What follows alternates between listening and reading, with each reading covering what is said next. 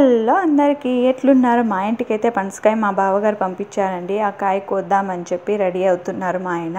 ఆ పనసకాయని అయితే నేను 2 రోజులు మాగిచ్చాను. అది ఎలా మాగిచ్చానంటే ప్రాసెస్ చెప్తాను.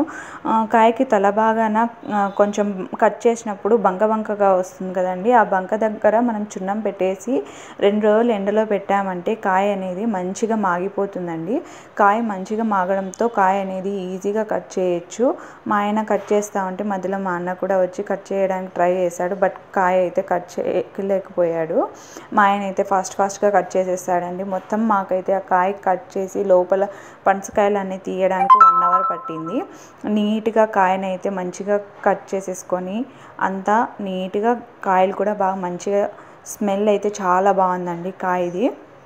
నేను కూడా వాళ్ళిద్దరు కష్టపడుతూ ఉంటే నేను కూడా ఒక చేయి వేసి కాయలు వాళ్ళు కట్ చేసి ఇస్తూ ఉంటే లోపల పనసకాయలన్నింటినీ తీసి ప్లేట్లో వేసానండి. మా పాప ఏమో కూర్చొని మంచిగా తింటూ ఉంది పనసకాయల్ని. మొత్తం ఒక అర్ధం కాయలో అయితే అన్ని కాయలు వచ్చాయి. ఇంకా రిమైనింగ్ కాయని కూడా కట్ చేసేసాము. మొత్తం ప్లేట్ నిండగా ఎన్ని పనసకాయలు వచ్చాయో చూడండి. ఒక్కొక్క కాయ అయితే చాలా పెద్దగా ఉంది. చూడండి కాయ కూడా ఎంత బాగుందో. మంచిగా ఆరెంజ్ కలర్లో మాగిపోయింది కాయ అయితే. మేమైతే ఫుల్ ఎంజాయ్ చేసామండి.